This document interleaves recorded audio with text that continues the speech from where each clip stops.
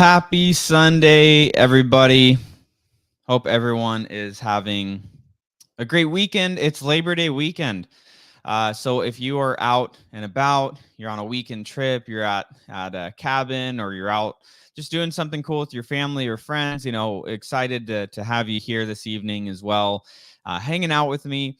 And for those of you that are just hanging this weekend, hope you've had a good Labor Day weekend. Those of you like myself and Pace, we are still working Labor Day weekend, and we are excited. It kind of gives us this, that opportunity when everyone is kind of like chilling for a couple days to get caught up on work, to get caught up on like some brainstorming sessions and planning and strategizing. It just gets a lot more quiet, and it becomes, fun to do some of that. So hope everyone's having a great weekend. I'd be curious to see where everybody is tuning in from, and we will get into it today. The topic today is all around the systems for getting started, specifically, not just for creatively investing in real estate, but just getting your real estate investing journey started just on the foundational level. And I'm going to address this to those of you that, maybe haven't done a deal, or you've done one deal, but you're kind of in that realm of like, well, how do I get this thing consistent? How do I get more deals coming? That's what we're going to talk about tonight, and really the systems to do it. And one of my favorite acronyms actually is SYSTEM, which stands for Save Yourself Some Time, Energy, and Money. That's what having systems in place in your business is able to do for you. And so those are the things that you're going to want to be laying out and consistently working on and improving. And so for those of you that don't know the relationship, that Pace and I have in our businesses, he is the visionary for our companies, and I'm the integrator. So more of the systems oriented one, making sure that big vision is able to get into the nitty gritty of the details and continuously push that vision forward, for Pace and myself and the businesses that we have. And so obviously having good systems is really important for that to be able to happen. For those of you that are new to Sunday service, myself and my business partner, Pace Morby, we've been doing this for 3 years now. It's insane that how fast this time has went, but we've been doing this for 3 years. And the reason that we started Sunday service is we wish there was resources available for us. When we were first getting our real estate investing business going, there were some coaches that you can go and pay a bunch of money, thousands and thousands of dollars, to learn the stuff, but there wasn't many places to go where you can get it for free. And people that are actually doing deals, meaning like we own real estate, we flip real estate, we buy to hold, we buy, do lease options, we buy sub 2, we buy seller carries, we do all sorts of cool stuff. And so that's we decided to do Sunday services, to be able to like, hey, like these are things that actually work for us, and take the things that make sense for you and where you're at in your life, the things that don't, throw them to the side, don't need to implement them, but the things that you could go and implement on, we want to see you win and hear your stories. And so a good place to be able to share those, by the way, is we have a Facebook group called Creative Finance with Pace Morby. And so if you're not already in there, make sure to check that group out. You can go directly to Facebook, just type in the search bar Creative Finance with Pace Morby, and be able to dive in and network and start getting connected with the community of a lot of awesome people that are in there. All right, so let's go ahead and dive in. Everybody, Mark says, wrote it out. Save yourself some time, energy, and money. That's it. New Life Kenya says, dope, 3 years. Yes, 3 years. We've been doing this on Sundays. That is commitment to all of you. So we're grateful to be here. All right. Ruben says, damn, y'all's vibe is nice. Appreciate that. We're just trying to give back and continue to help more people create the lives that we've been creating for ourselves, and that we have created up to this point. So let's dive in. What we're talking about again tonight is around the systems that have set up in your business to invest in creative finance real estate, but let's just unpack that for a second. So when I'm talking about having systems in place, for creative finance, really these are the same systems that you would need to have in place regardless if you're going after creative finance or not. So let's just break this down. When it comes to your real estate business in general, for those of you that, and if you haven't, I'm curious, post in the comment section, yes, if you haven't done your first deal, but yes, I want to get my first deal done. I want to see who we have that hasn't got a deal done up to this point. So just post in the comment section there. Super curious to see. And so what I want to do is break down when we really look at, so we got a few people saying me, yes, we got some few me's and yeses popping in there a lot. Okay, there's actually a good chunk. Andrea says, working on my first now. Congratulations, that's so cool. I remember just how special the getting the first deal was for me. It's like this mysterious, so for those that haven't got it, when it's like, being back to a teenager or however old you were when this happened, but it's like, having your first kiss, right? It's like, it's this mysterious thing and you're like, you don't really know how it's going to go or what the experience is going to be like that's kind of like getting your first deal done in real estate, because you're like, well, how is this going to work with me like getting the seller on board and like all of this stuff that has to happen, like the escrow, the money that has to go into it once I own it. If I'm owning it, what am I doing with it? How am I going to manage it? Like there's all those things that come into play. So love to see it. There's a lot of people here that haven't gotten their first ones yet, or a few people. Awesome. Well, that's what we're going to talk about. So, okay, this first thing is I want to frame the way that you're thinking about this just in general as you're going after deals. Because whether when you're getting your business started, really what you're doing is you're trying to establish what type of opportunities you're trying to do. So that's one of the first steps, I would say, because before the systems and all the cool stuff happens, as far as what I think is cool anyways, is knowing what you're going after.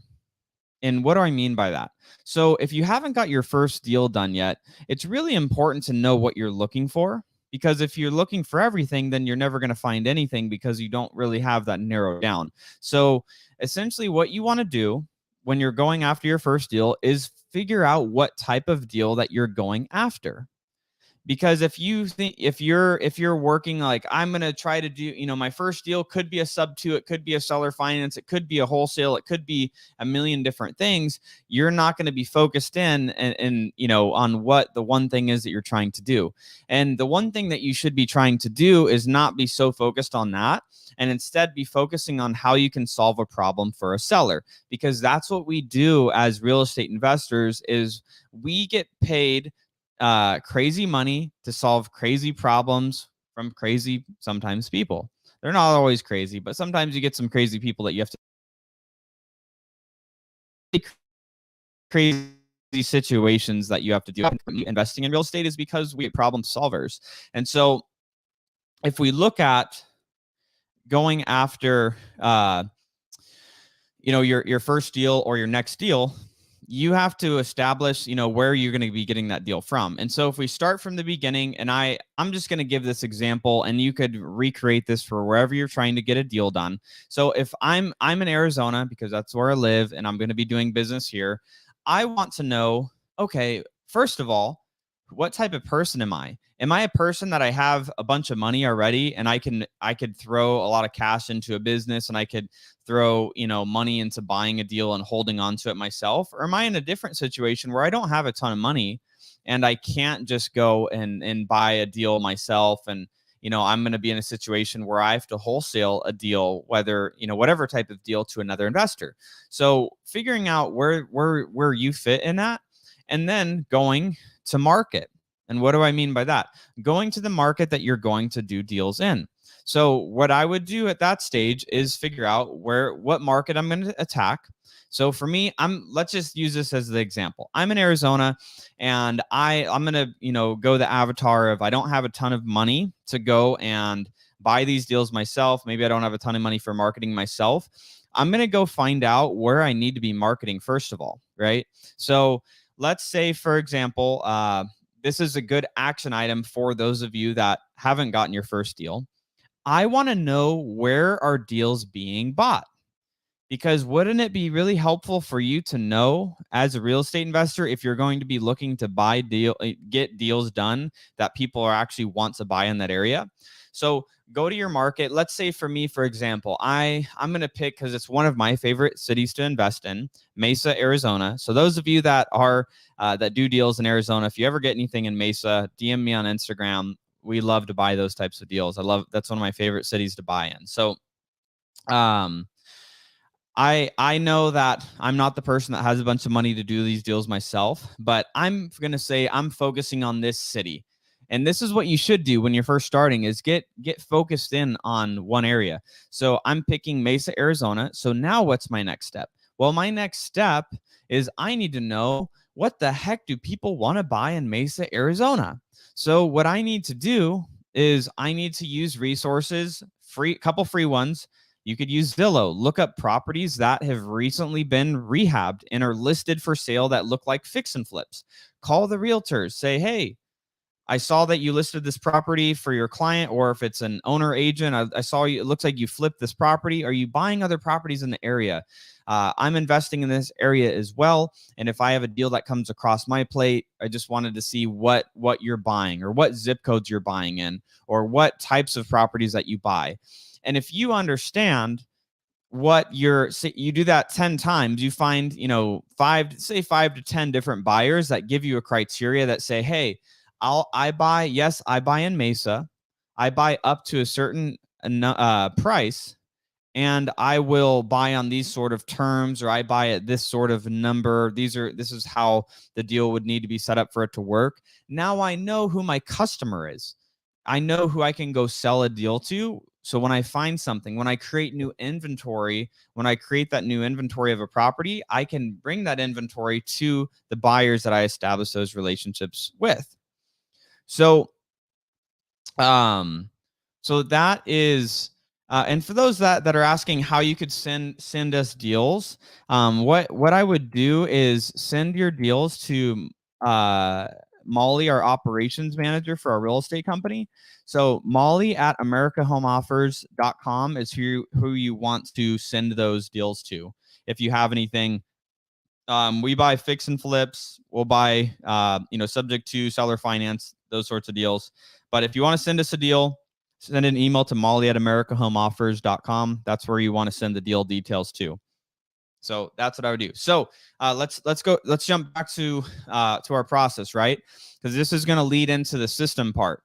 We know who our customer is. Our customer are those buyers that are actively buying rentals or fix and flips in that city. So now I know I have my 10 buyers that would buy if I have a deal.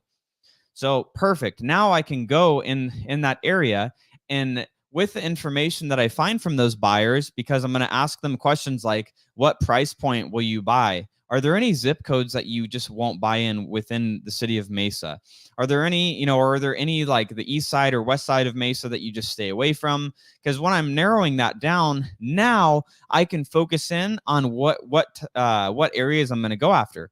Because if I know that all the buyers say say 2 or 3 zip codes are bad, they won't buy there, I'm not going to waste my limited budget on going after whether I'm driving for dollars, whether I'm cold calling those people myself, whether I'm doing text marketing, direct mail. I'm not going to waste those dollars in the areas where those buyers are not actually buying. Because again, you want to be efficient with your money. You want to know where people are buying, where they aren't buying, and so that you can be as efficient as possible. Awesome. Beautiful, beautiful. Okay, so I will go over our buy box here in a minute. So I just want to get this point out to everybody. So now I've established the areas that I'm going to go after, and I'm like, the thing that I want to get to everyone is you can get deals done with very limited funds. Like when I first started wholesaling, I was driving for dollars, which is the act of driving in neighborhoods of basically where there's beat up properties or properties that are just a little bit neglected. I was using a yellow notepad. I had a yellow notepad in my passenger seat. I literally remember this. I had my yellow notepad in my passenger seat. I had my phone up on the maps feature. So whenever I would drive by properties that looked, a little dilapidated or whatever, I would I would literally use my map feature on my phone for free and get the address, write it down in my notebook. So then when I went home, I could upload those to an Excel sheet. So then I could skip trace, basically pull the information of who the owner is of those properties and then hand call them myself. That's how I started. And that's how I got my first deals done. So whether you're in that boot camp or you're in that camp of people that your budget is so limited that that's what you might be doing, you can do that and succeed and get deals. That's how I got my capital working to then be able to do other marketing. So that's, a very, very cheap way to get it rolling. But now let's talk about like just a couple basic systems for you to set up. So something that you can do, and I only recommend this when you're really at the very beginning stages of your business. I have met people that they use like their notebook as their CRM, their customer relationship management tool, or where they like manage their addresses and sellers and their follow-ups. Bare minimum, just use Excel. I mean, even just like not overcomplicating your business and literally have an Excel sheet. You have seller's name, you have an address, you have, your follow-ups in there. Once you get, over 40, 50 people in your Excel sheet, that's, I would really look at investing in a CRM at that point. There's, versions of Podio that you can get set up with to manage your sellers and your follow-ups that you're going to be doing. But if you're in the camp of you have a little bit of money to invest in your business, what I would do on CRMs, I don't have a strong recommendation. There's a lot of different ones. It's really going to be the one that works well for you. And that's the easiest for you to use on a day-to-day basis. So if you have to watch some YouTube videos of a few different ones, I would do that. But what we personally use in our business, I'll drop this in the comment section here for everybody. Because this moves into my next point. So when you're getting, once you've established where your buyers for the inventory that you're going to get are, now you need to either do route one, which, and this is, of course, for everybody watching, this is if you're going direct to seller. There's other ways to find deals, but we're talking about direct to seller specifically. So what you're going to want to do is you need to actually have people to reach out to. So again, if I'm on a limited budget, I would be reaching out to the people that are raising their hand the highest of I have financial distress, which would be pre-foreclosures. So what I would do if I was you, and if you haven't already used this and already gotten set up on batch leads, is I would go to batchleads.io/pace, and you can get some free records to you there. I think you get like 1,000 or 2,000 free records, and then I would skip trace those. And then I would reach out to them either via text or via phone call and just be, calling them and seeing if they'd be open to selling using the 4 pillars. If you don't know what the 4 pillars of a good lead is for a seller, I have YouTube videos on my channel. Pace has some on his channel as well, explaining what that looks like. But what you want to do is work within the most motivated type of people, again, which are the pre-foreclosures. And it's going to be there's not going to be a ton of them, so you're not going to spend a lot of money on that either. So again, I would go to batchleads.io/pace, and you could pull the records in there, skip trace those properties all in that one place, and then be doing your work, which is calling those people, texting those people, reaching out, identifying what their situation is, seeing what solution could be a good fit for them. And then we get to the topic of this call, systems for creative finance real estate investing. So there really isn't a specific type of lead you're going after to just generate creative finance deals. Really, what you're doing here is you're trying to establish like an acquisition arm of your business, which means you have leads and then you're finding a way to acquire deals through those leads that you're generating. And so through those leads that you're having conversations with as you're building your business, you are identifying what would be the best way to help this person, right? Because there's obviously, we all know this, there's options that people have when they're selling a property. They could list it. So this is literally what our team will tell sellers when they have conversations. Hey, Mr. Seller, Mrs. Seller, as we're into the conversation, why don't you just list it? And they'll usually tell you, oh, well, it's this, this, and this, and that's why they can't list it. Okay, got it. Well, why don't you just rent it out or turn it into a rental or keep renting it out? Oh, well, they don't want to because of whatever those reasons are. Okay, well, so you're not going to list it. You're not going to rent it. Why haven't you sold it to one of the other buyers that you've talked to? We always assume they're talking to other buyers because they probably are. So, and they say, oh, well, they haven't either given me the number. I don't trust them. I don't believe that they're going to perform, or whatever the reasons are of why they haven't sold it to another buyer.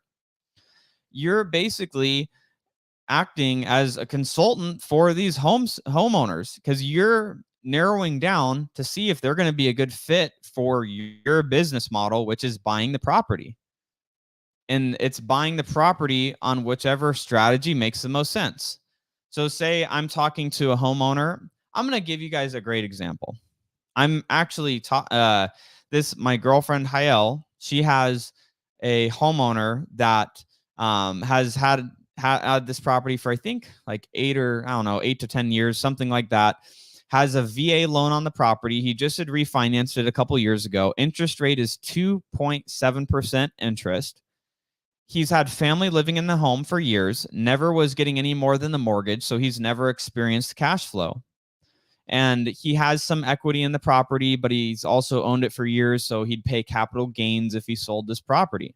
So essentially the strategy that I'm going to go in with this guy is, when I have a conversation with him, because it's a seller that Hayel pretty much has ready to go, but we're just going to establish terms, is no, we're not going to try to buy it cash and pay, way under what market value is, because he said no to that. He said, no, I won't accept, a $300,000 offer, which is the offer that we would give him. But he would accept an offer at $425,000 if it's on our terms. So we're paying his price on our terms. So what are these terms? Well, we're probably going to end up paying him $40,000 down, which is a little bit more than we'd want to, but our taxes suck, so we're going to get some depreciation on it. So, we're fine to, put the money there. It's better there than going into the tax fund at the end of the year. So we're going to put $40,000 down on this deal. The seller has an underlying mortgage, and that mortgage is just about $1,100 a month. And so his mortgage is $1,100 a month. We're going to buy that subject to, so we're going to take that over. We're going to pay $1,100 a month. And then I'm going to tell the seller from the conversation that so Mr. Seller, then on that $1,100 a month that we're going to take over paying for, we are also going to put another $4 a month in your pocket for the seller financed amount, which is the difference between what he owes on the property and then what we're buying it for. So we're going to pay him. So he'll see $400 a month in his pocket that he's never gotten in almost a decade of his time of owning the property. And he's also not going to pay capital gains tax with selling it cash at this time. So it's creating a win-win scenario where we are getting to buy a property. We're going to put that 40 grand down, plus, assignment fee to Hayel. We're going to, paint it. We're going to do some stuff to it. So we're going to be paying $1,100 a month, plus the $400 that we're going to just be paying the seller on a monthly basis. The interest rate on the sub-2 loan was 2.7%. And then the $400 a month that we're paying the seller is going all towards principal. and we'll pay that. It will balloon in 8 years. So in 8 years, we're going to have to refinance the property, or we're going to have to sell it or do whatever. But in that time that we do own it, it's a newer built property, no real issues with it. We'll probably rent it for about $2,000 to $2,050 a month. So there'll be about, this is gross cash flow, but around $500, $600 a month in gross cash flow, with a net cash flow estimating around $300 to $350 a month. So that is just an example. And the reason that I wanted to just give that example is what happened there.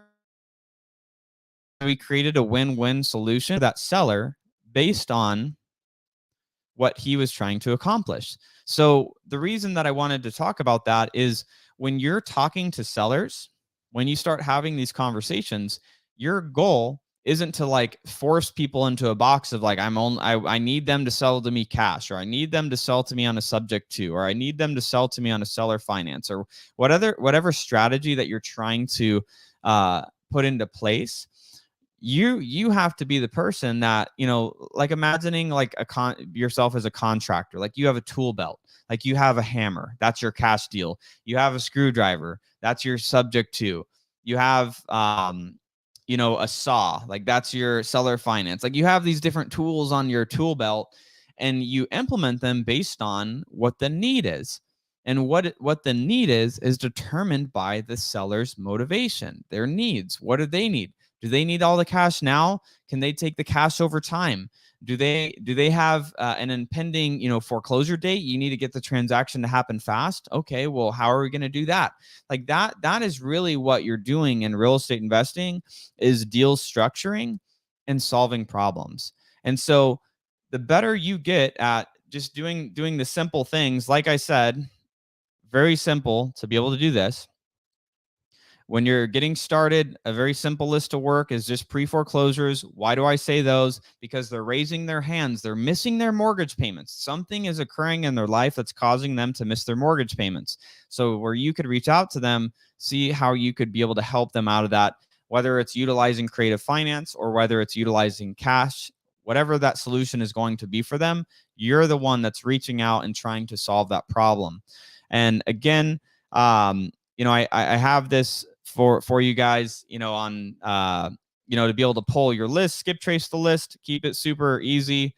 batchleads.io/pace to get free. I think you get like 1,000 or 2,000 records or something for free using that if you haven't been set up with Batch Leads. So I'm going to open it up for some questions here for a little bit. I'm going to go through and see what you guys have. We're specifically talking around systems for getting your real estate business going and getting your first deals or your next deals going in your business. And really, it's about not overcomplicating it. Daily discipline, daily action, getting to have the conversations with the people that have the highest likelihood of selling. You'll hear a lot of people, they do, it's like they're cold calling and texting and direct mailing and doing PPC and Facebook ads and all these different marketing strategies to, all the lists, absentee owners, tax liens, pre-foreclosures, probate, divorce, like all the things that are out there. But really, when you're getting your business going, up until you're getting a couple deals consistently a month, you can focus on one lead source and focus on one marketing channel. So lead source, pre-foreclosures, marketing channel, cold call them, text them, whatever you're going to do, just one thing. And you can get to a couple deals a month just doing that. And by becoming an expert on that one thing. Because what a lot of people do when they're getting their business going is they get squirrel syndrome. They see someone post a check in a Facebook group and they're like, got this $40,000 deal from direct mail. And it's like, oh my gosh, I need to do direct mail now. And then 2 weeks later, you see someone's like, got this $22,000 check from doing Facebook ads. And now you're like, I need to do Facebook ads. Like all the marketing channels work, all of the lead sources work. It's just you working them consistently is what creates the reward from working that channel. So beautiful. You can, someone is asking if you could text with batch leads. You can. I've heard that like REI reply, people say they like that one better for texting. We use batch leads specifically for like storing all of our data, pulling our leads, skip tracing our data. That's what we primarily use that for, and stacking our lists, organizing all that data. Beautiful. Oh, Chris said Cody is definitely the GOAT. Thank you, Tanner and Chris. It's really not it. It's daily disciplines. It's taking consistent, persistent action. That's how you get your business off the ground. I love to hear this. Joel says, "Thanks, Cody. This is exactly the answer to my question." That's what we're here for. And this is, to some may say like, well, this, seems pretty basic. Remember this. Simple scales. Simple scales. You can grow a very successful business by keeping it simple. You don't want to overcomplicate the things that you're doing. Typically, you can work backwards and see, like, if you're not getting the results that you want in your business, and like you pulled the list, like you're calling the people, you could typically find it within the actions that you're doing. So, really tracking what you're doing. And this would be, everyone should do this. 99% of people on here probably won't, because this is a free podcast that people listen to. And usually people that, get something for free don't always take the action as seriously. But if you seriously in your business just tracked what you did every day to get deals done, meaning, how many calls did you make to new prospects? How many follow-up calls did you make? How many people did you actually make contact with on the phone and have a conversation around the 4 pillars with their property? And if you track that every day, and you got yourself to where you're having 15 to 20 meaningful conversations, not just like you got on the phone with this old lady and she told you about her 12 cats that she has, but she doesn't ever want to sell. That's not a meaningful conversation. Getting to like 15 to 20 meaningful conversations around, they do want to sell. There's a motivation, there's a timeline, there's some sort of condition that they've given you with the property. Like, if you do that and you're tracking and you're making sure you're hitting that 5 days a week, you will get multiple deals every month. It's really not rocket science. And if you're not, then you can diagnose, why am I not getting deals? And it might be, maybe you suck on the phone. That's okay, because you could get better. The first time you pick up a phone and talk to a seller, you might totally fumble, and that's all right. I was so bad talking to sellers when I was first starting, but you know how I made up for that? Is I talked to more sellers. I had more conversations, and I got better because I practiced. So that's really the model here, guys, is tracking, taking the action, tracking the activity that you're doing. Because I had a mentor tell me this when I was 18 years old. He said, Cody, and he went on, he's telling this story around, people that aren't really doing what it takes to make their business successful. And he's like, Cody, results are often harsh, but always true. And you got to, take that with you. Results are often harsh, but always true. So if you're not happy with your situation that you're currently in, that's the result that you created. You manifested this life. And so if you're not happy with it, you got to change the input to create a different output, create a different result. And this could be the time. I don't know. Is it the right time for you? Do you want to change things in your life? Do you want to live a better life? Do you want to make more money? Do you want to get, more financial independence and then eventually financial freedom? It's up to you. You have to draw a line in the sand at some point and say, I'm sick of being where I'm at. That's when I have the most change in my life. Every time I get to the point of like pissed and I'm like, I am upset, I'm just not gonna put up with this particular area of my life anymore. And I'm going to make it better. So you gotta, whatever that looks like for you guys, that's what you gotta do. All right. So I promised I would do some questions, so let's dive in here to some questions. Sam Houston hit it right on the head. He said, "So true, Cody. They all work, but being consistent is key." That's it. That's the key to get it done. All right. Brian says, "I've been wholesaling for a while. Mentally demanding process, but worth it." Isn't everything? Isn't working like a 9 to 5 job mentally demanding? Isn't, I don't know, being a parent mentally demanding? Isn't it being a good, like, husband, wife, girlfriend, boyfriend, significant other, good family member, all of those things mentally demanding? Everything can be mentally demanding at times. You just gotta keep pushing through and know why you're doing it. Why are you doing what you're doing every day? Because that's what leads you out of the challenging times, is understanding, why am I doing what I'm doing, and am I getting closer to the life that I want to live, or am I going further away? So you can correct the actions that you're taking. Joel says consistency. You won't be motivated all the time, but being consistent gets the deal. The difference between interested and committed, like, you may know somebody that, like, they're interested in being successful, but there's someone being interested in being successful, committed. Like, I are committed to being successful. We've been doing this podcast for 3 on Sundays at 7 p.m. We're committed. We have committed. The difference between being interested and committed, being committed is doing the thing you said you were going to do. You had, when you said it, has passed you.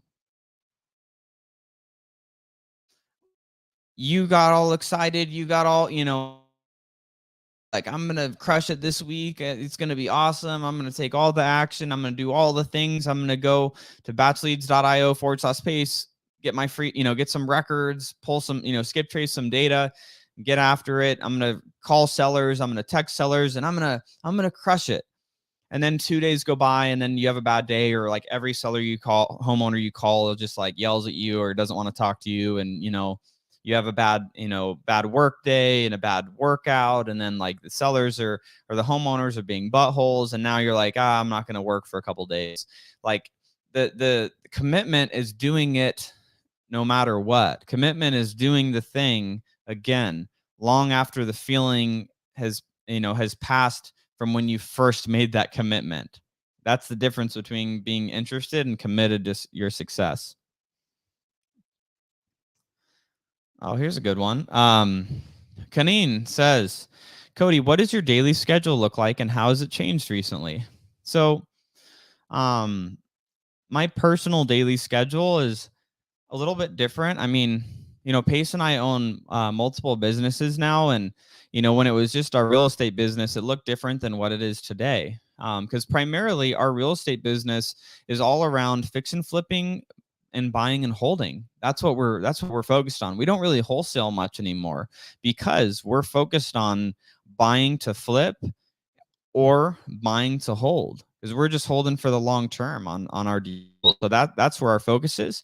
But on my day-to-day schedule, I go to the gym 3 days a week. So that adjusts on these days. But like Mondays, I'm not a person that's like, I need to meditate and write, journal, and read for an hour and do like these 19 things to get my day started. On Mondays, typically, I wake up at 5:20. I get up, I get dressed, I drive to the gym, work out with my personal trainer for an hour. I drive home, I make coffee. I review my plan for the day of the meetings I'm going to, anything I need to prepare for the day. Send out emails that I need to get out in the first things first. I eat breakfast. I listen to a podcast generally.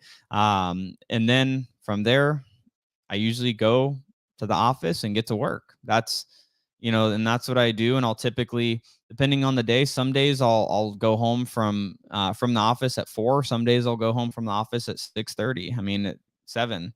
Just depends on the day, what I'm doing, what's going on.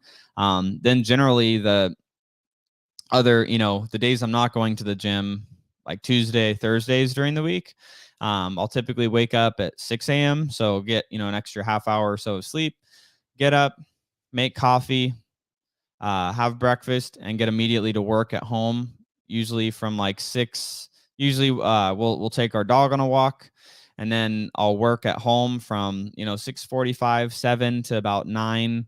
Usually get showered, ready, head to the office by 10, and then I'm there till again 4 to 7 p.m. depending on the day, the meetings, what's going on, time of the week. That's when I have, and so everyone has to do what works best for you. I used to try a routine of like where I would get up and I would meditate, and then I would I would work out, and then I would read, and then I would journal and do all these things, and like I just felt like it was just too much, and like my best creative energy happens in the morning. So for me, just doing the things that really work well for me, like working out, listening to a good podcast, and then getting some coffee in and getting right to work is what I prefer and what works best for me. So that's kind of generally what that looks like.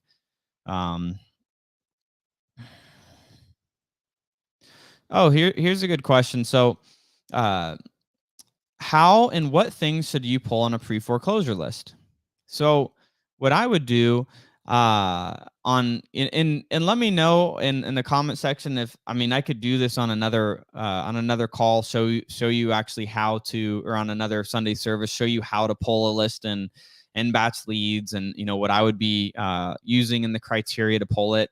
If you guys would want me to do that, just comment, say please pull a list, and then we could have the team see, if there's enough people that want me to do it, we could do that, and then we could talk about some other lead generation tactics on another Sunday service. Happy to do that.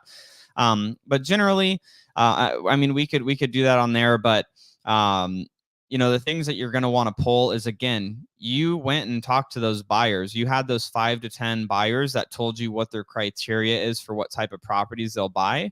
That's your criteria. If they say, I only want to buy properties up to a maximum of $400,000 ARV, that means you want to be, pulling a list of $400,000 and below properties. And if they say they all only buy single family houses, you should only be pulling single family houses up to $400,000. And if they say we won't touch anything in these 2 zip codes, you should not be pulling those 2 zip codes. So that's how you're going to pull that list, is like you want to know pre-foreclosures, and then just know what your buyers will buy. And that's how you narrow down your list, is by your market.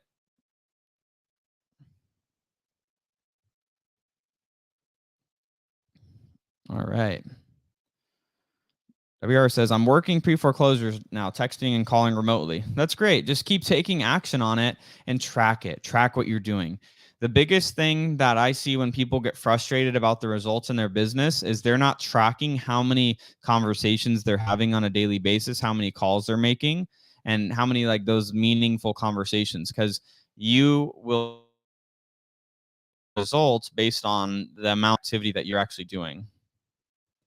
So Robert says, I've been calling for a year and I've yet to get a deal. So Robert, here's what I would do is Pace has an amazing community within the sub 2 creative finance community. So what I would do, Robert, is I would go into the creative finance with Pace Morby Facebook group, and anybody could do this. I would go to that Facebook group, introduce yourself, say, hey, my name's Robert. I've been cold calling for a year and I've yet to get a deal. I'm doing cold calling in market you're doing it in. I'm doing it in Arizona. I'm doing it in blah, blah, whatever market. I need to help. Is anybody doing deals in this market that if I got a deal or a lead opportunity that I could bring it to you and we could make money on this together? That's what I would do. So then you could meet some people, find some people that are doing deals. This is important. Make sure they're doing deals. If somebody is giving you advice or trying to coach you on anything in your real estate business and they're not doing deals, don't listen to them. It's like the same as like if you're like, I want to lose weight and be like super fit, like you would probably not go to the fat, overweight personal trainer. You would go to the personal trainer that's shredded. and is in, and is able to help you accomplish by their fruit that they've created for themselves. So that's really important. But I would go into the Facebook group, introduce yourself. What are you doing? What are you struggling with? What market are you doing it in? And work on getting connected. Do that a couple times in different groups. Get connected with some people that can help you and give you some insight. Because typically, obviously, if you haven't got a deal, maybe it's not enough activity, maybe it's a skill issue, maybe it's you just don't know what a good deal is at this point yet. So there's multiple things that could be there. So that's what I would do. You got to get around some people doing deals.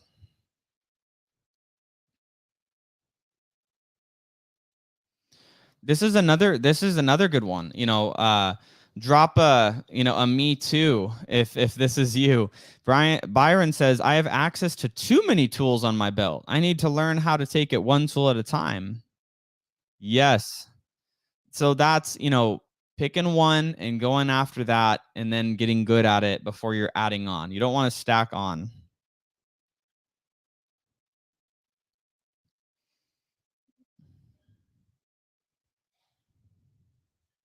Oh, wow. This is super cool. So Mike Silva says, I was watching a video of you last night that was dated March 2021, and I'm glad this still reinforces today what you said 18 months ago. It's typically the same thing that you got to do. It's just these consistent mundane things that you have to do that makes the money in your business. So there's no like new secret. Like marketing will change, yes, like maybe calling or texting or direct mail or PPC or Facebook ads, or like one of these strategies may be more effective one day versus another. So those are things you have to keep in mind. But generally it's like the same actions to get the business going. Awesome. Tyler says, how many VAs do you guys have cold calling? That's really been narrowed down to, less than 6 at this point. Again, like we're a big part of our focus is buying deals from other investors to hold and then buying them to flip. So we have a very small team that helps us do that. Molly being one of them.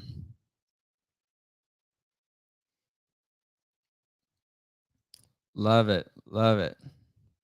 Dennis says, when you look at these pre-foreclosures, are you only working with those that have equity?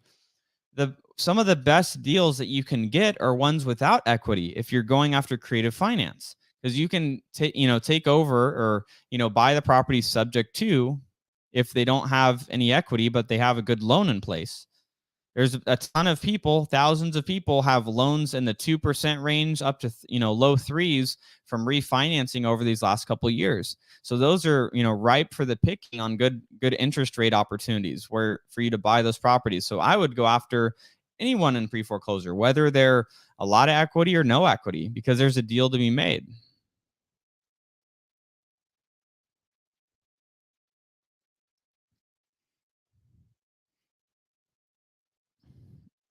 Love it. Okay. Going through seeing what questions we have pop in here.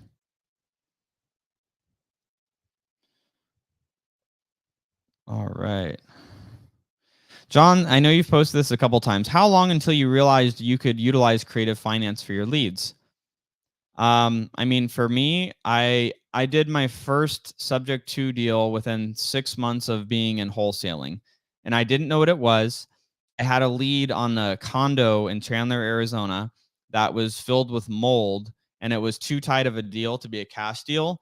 But I met a guy at a meetup that said that if he knew how to do creative finance, and I didn't know what really that meant. And this deal wouldn't work cash, so I was just like, "Hey, Brian, I have this deal. Can you help do something with it?" And structured it sub two. Didn't know how to do any of it, so then I'd have to come back to him. So that was not awesome, but still was happy to get the deal done. And so it was about 6 months, and then it kind of opened my eyes to like, hey, there are other ways to do deals than just cash. So that's the answer there.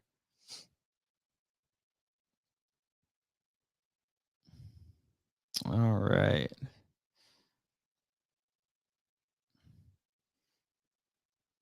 So many. Let's see. You guys always answer the right question, man. Ruben says, you guys always answer the right questions. I appreciate it. I appreciate you, Ruben. And I appreciate all of you that tune in on these Sundays. the biggest way that we can, get back from doing these Sunday services is, if you share it with your friends, if you think that there's other people that that could get value from what we do on these, posting it on your Instagram, tagging Pace, tagging myself, and getting the message out there of what we're doing every Sunday when we come on here, and just try to bring actionable things. These are like things that you can actually listen to, and if you take action on that, it'll actually make a positive difference. Besnick says, Cody, what field were you in before real estate? So I actually I've always been kind of an entrepreneur. I when I was like 15, 16, I was sourcing these like power balance bracelets from overseas in China, and I was buying them for super cheap. Like they were like overstock of them, and I would buy those and then I would resell those. So I was buying them for like less than $1 and selling them for like $25. So that was like one of my first entrepreneurial ventures. And I read all of Robert Kiyosaki's books before I turned 18. So I was just like gung ho on like entrepreneurship. And I did network marketing. I built teams around the world, had about 2,200 people in the downline of the network marketing company that I built. A good chunk of those in Norway, Sweden, within Europe, and a couple states here in the US. So that's what I did from 17 to 21. And at 21, I transitioned into real estate, and I wanted to invest in real estate. So I got my real estate license, did that for a couple of years. Didn't really invest in much real estate as an agent. I just worked with clients, and then put kind of my, I don't know, flag in the sand of like, I'm going to just do investing in real estate. I don't want to do this agent crap anymore, because I didn't really enjoy it. So then transition to that, and here we are. I don't know, what is this, like 5-6 years later? So that's the Cliff Notes version of all of that. I like what Donnie said here. The chicken is interested. The pig is committed in an eggs and bacon breakfast. That's great. Yeah, I think a lot of times like people don't become successful because like they're not willing to like put their backs against the wall and just like, I'm going to be successful. Like when I got into real estate, my thing is anything that I do, because I had a mentor when I was in my teenage years that told me this. He's like, Cody, any venture that you're going to get into, commit to 4 years to be successful minimum. If you're not willing to do that, don't even waste your time. If you're only going to just try it out or be interested, don't waste your time. Go get a job, just do that, and you're not cut out for entrepreneurship. And so that always stuck with me. I mean, it's been over 10 years since I was told that, and so I've just always had that in mind. I'm like, anything that I'm doing, I'm committed 4 years minimum in any business to make it successful.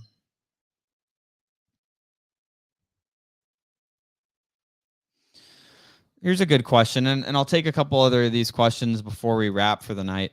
Brian says, Cody, Pace mentioned you're more of an integrator. Could you go into your strengths? Do you enjoy being on the phones? I'm torn between both, but more systems back-end oriented.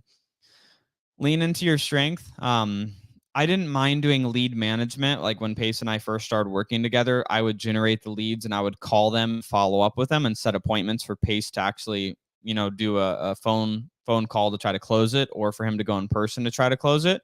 I never really liked negotiating with the sellers. I can do it. I know how to do it, but I didn't get joy out of doing it. I got more joy out of like building our teams, and like, so that's where my strengths more lie, Brian, is around building teams, leading teams, recruiting, hiring, training, finance management, system management, understanding all the things that have to come together to make a business flow smoothly. That's where my strengths more so lie. And so I just lean more into those strengths.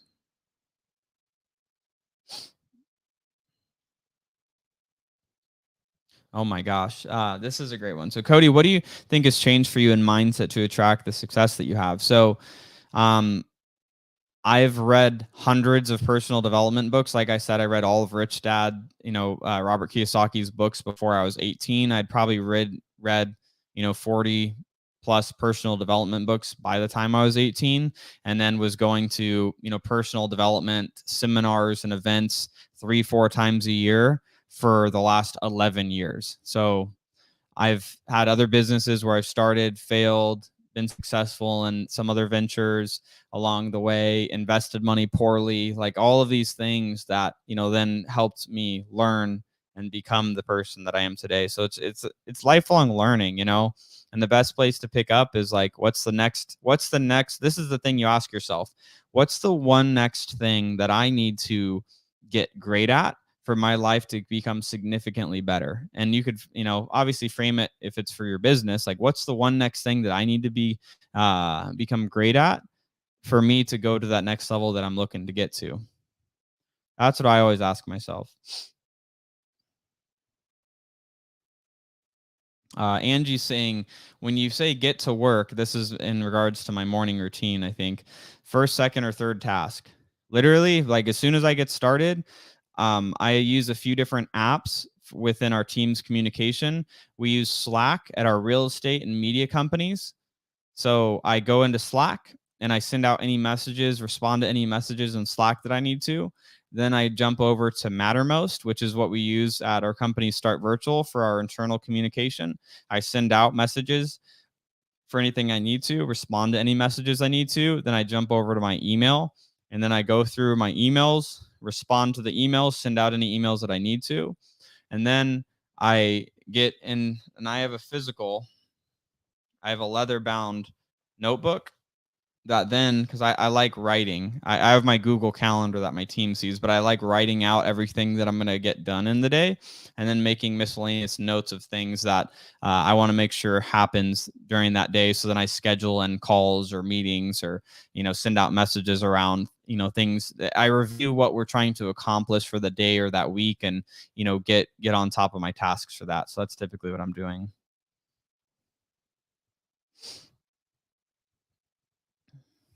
All right. Okay, so there's a lot of people that said pull a list. So I'll talk with Pace after tonight and we'll see when we could uh do a Sunday service polling lists.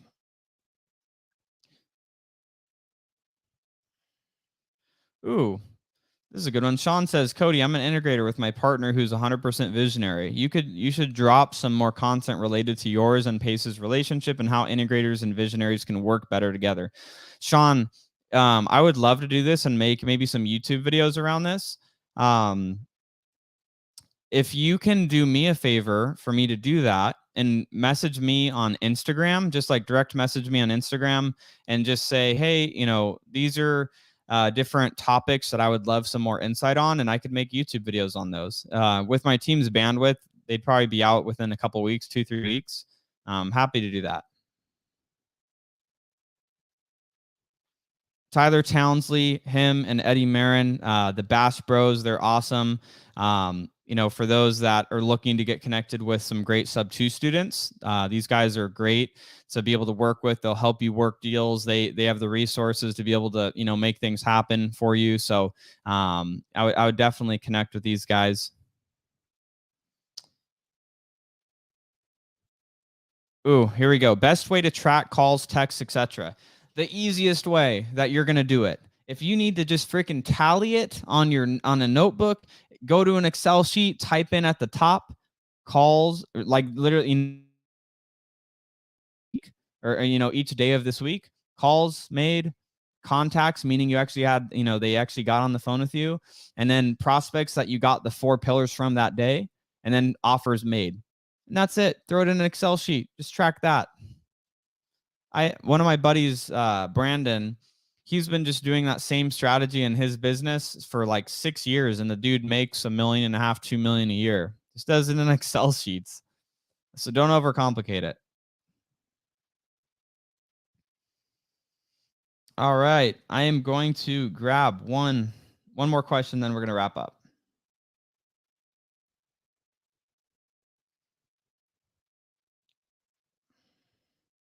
So many good questions.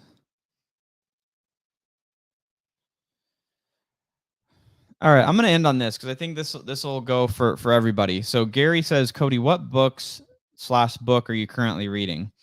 So when I read, I only buy books around a challenge that I have, or around something that I'm just trying to learn more to become more proficient in.